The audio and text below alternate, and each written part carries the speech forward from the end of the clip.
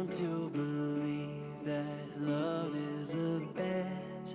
Sometimes you win and sometimes you lose, and sometimes it calls you right in the move. Come to my table, come to my bed, go easy my hunger, easy my head, bringing me fire, bringing me water, taking me high, taking me down. My name is Vince McIntyre. I'm 67 years old. I was born in the west of Ireland. I'm a farmer and I do woodworking, a jack of all trades. I've lived here since 1979. I found this place by accident and decided to camp here with my girlfriend in 1979. She was a mountaineer, and we made our temporary camp here, and here 30 years later, still here. When Amber, my daughter, was 2.5 years old, I'd brought her up here because my girlfriend at the time, we were, both of us were homeless, and I was wondering where we were going to spend the winter. And there was an old man in Johnson's Landing. He wanted me to get him some poles for his chicken house to build, and he knew there was nice straight cedar poles up here. So I take Amber up here and we get some poles, but in the process Amber forgets her red shoes. So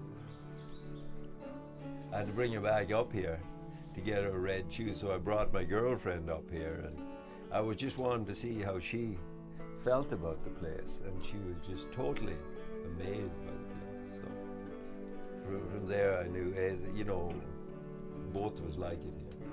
So, and then this was in October of 1979, so we wanted to make a camp.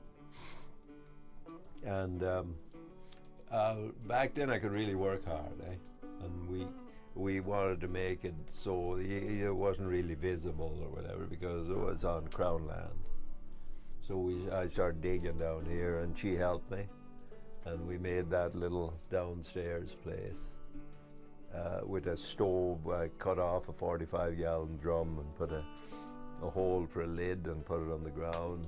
That was our fire for the winter, and was putting the roof on the snow, and that's how we started here.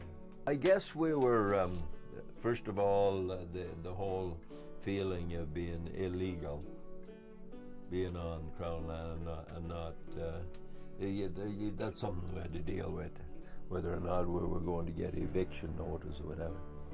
And that kind of stayed with me for a few years, and then I got over that, and as I got over that, then it become more home, because I got more attached to the place. When I think of home, I think of the little thatched house I was born in the west of Ireland, and I still think of it as that.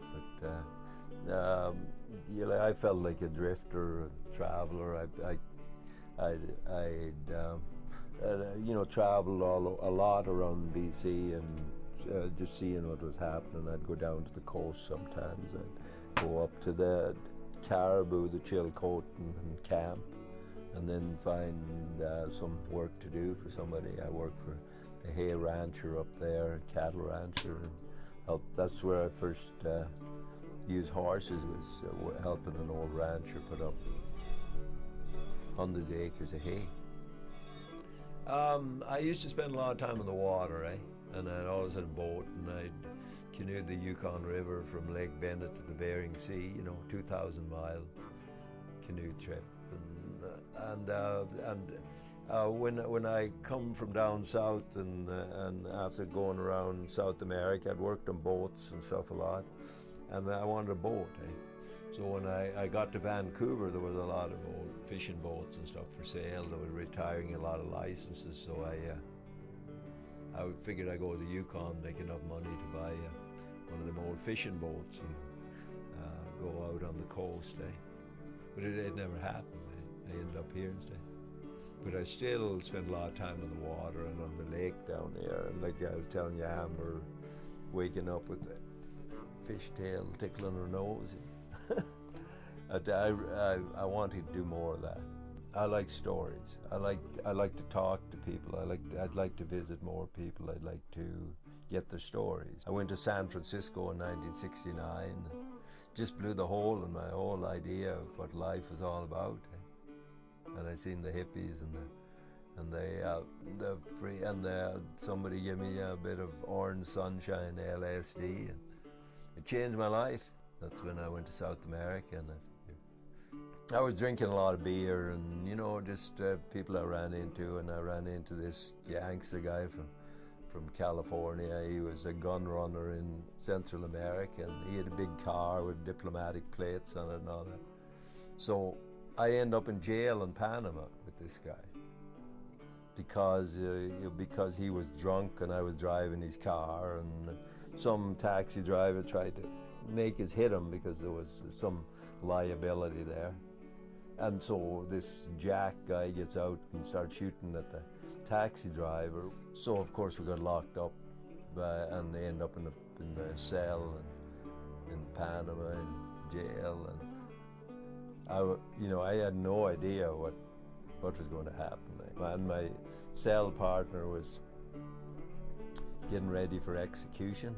That fellow was a Panamanian prisoner.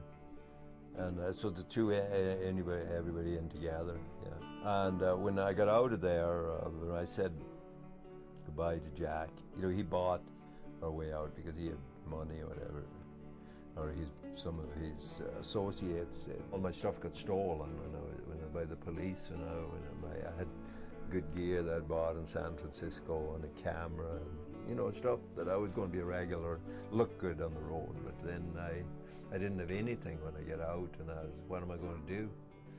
But I met these Peace Corps workers they were coming back from Bolivia or somewhere, and they had camping gear, and they gave it to me. So I ended up, my tour around Latin America was in kind of paramilitary looking stuff. It wasn't a good way to travel. So that was my style of travel, and it wasn't. But a lot of it was without money, and then I worked my way in there.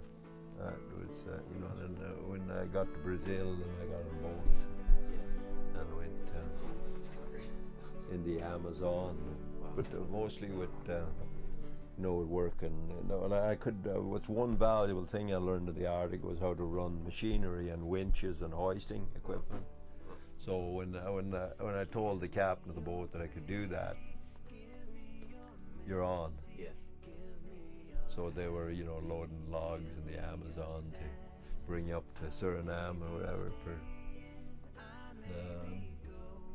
So that was my ticket to getting on board the ship. I was reading these old translations of stories of Ireland by a guy named Douglas Hyde, and he wrote down stuff literally exactly how to translate, even though it didn't make sense.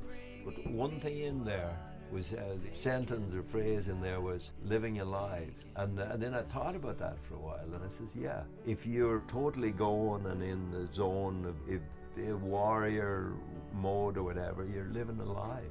You're not just existing, as opposed to just being, Anyway, I better go.